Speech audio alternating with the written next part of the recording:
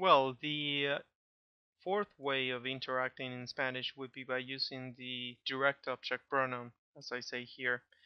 The difference between the direct object pronoun and the indirect object pronoun is that remember that the indirect object pronoun means to me, to you, for you, okay, like in this case, to me goes well in school. But the direct object pronoun doesn't have any to or for before, okay? I'm just saying me, or you, or him, her, them, us, you plural, any pronoun can be used that way and it's by itself, okay? So the direct object pronoun are like this: me for me, te, lo for masculine, him or it, okay? And la for feminine, it or for her, and nos, os, and los, and las in the plural form, okay? Now, I'm going to use the verb llevar, which means to take in Spanish, to take in the carrying sense, okay? I'm taking the bag or I'm taking the kids to school. So in this case, I'm going to say, me llevas al cine. What I'm saying here is you take me, so me, you take to the movies. Me llevas al cine.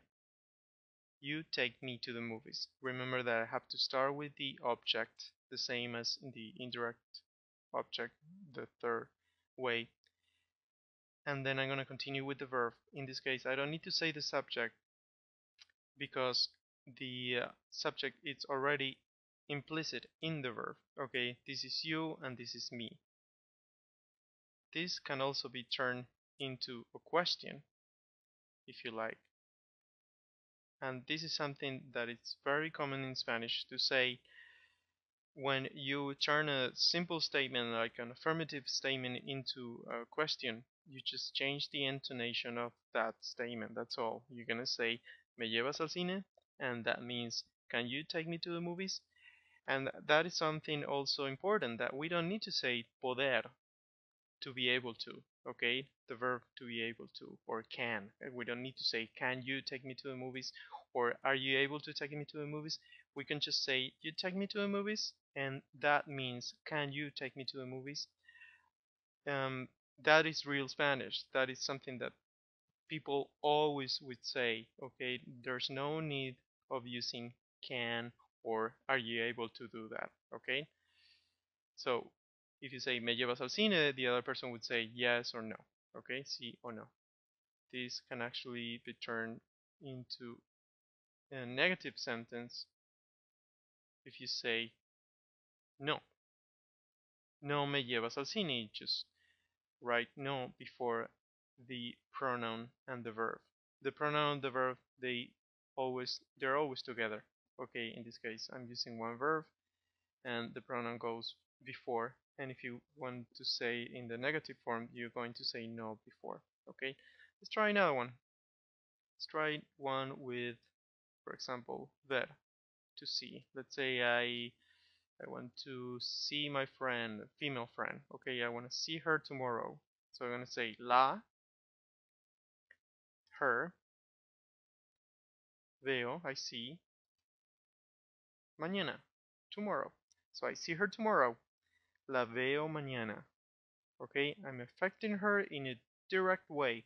How do I know that? Because I'm always going to ask the verb. Who am I seeing or what am I seeing? Her. Okay, so I'm affecting. Here the verb is affecting the pronoun directly. That's why it's called direct object pronoun. Okay? La veo mañana can be turned into a question. Am I gonna see her tomorrow? La veo mañana. Am I gonna see her tomorrow? No, I don't see her tomorrow.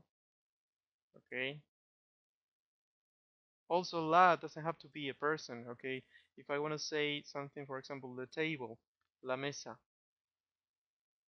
la can mean la mesa, is the table in Spanish. If I want to refer to that, I can say I check her out tomorrow or I check it out tomorrow, meaning I check the table out. Okay, so remember, la or lo, for example, don't it doesn't have to be a person. Okay, lo veo mañana, it's a masculine it, or it could be him. If I'm talking about my friend, this means I see him tomorrow. But if I'm talking about it, like a car, like el carro, that means I see it tomorrow. Okay, the masculine thing. Okay, now let's try now one. Let's say I'm using the verb traer, to bring, and I want to say I bring the kids by car, for example. So I'm gonna use the pronoun los, because it's los niños. The pronoun is los niños, so I'm gonna use los, and then I'm gonna conjugate traer. It's kind of irregular. Los traigo en carro. And remember that los means los niños. Okay. Los,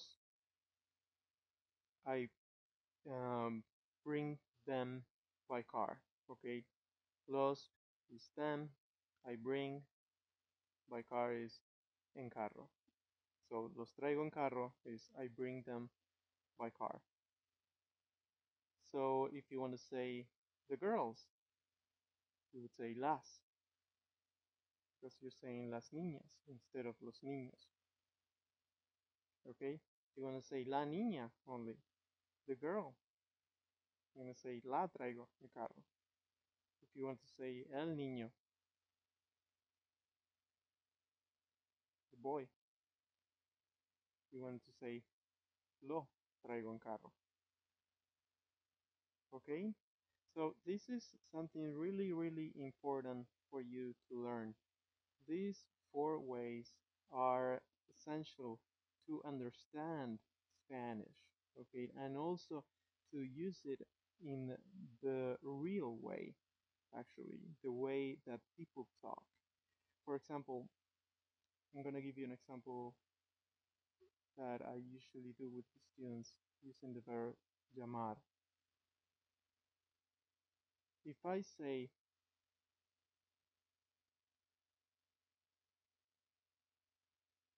for example, mi amigo llama a mí, my friend calls to me. I'm starting with the subject, following with the verb, and then to me at the end. This is actually the way students usually speak, unfortunately. Um, this is not wrong. This is perfect. You can say it like this, but actually the way people would say something like this is by using the fourth way. Okay, so you can mean the same thing, but instead of saying the regular way, you're going to use the direct object way. I'm going to say me llama mi amigo. I'm saying exactly the same thing. Me calls my friend. And I'm putting the subject at the end. This form is actually really easy for us because what we're doing is playing around with the pronoun and the verb. Okay, and this is something very common. You don't need to say the long way, which would be mi amigo llama mí. That is too long for native speakers. They wouldn't say that. They would use this form. So I recommend you to practice a lot and try out different verbs with different people interacting with one another. And if you want to learn more about it, just check out my other videos and go to my website and see what else I have in store for you, because there are other stuff that is really, really important to learn that I'm going to be posting. Okay? Thank you.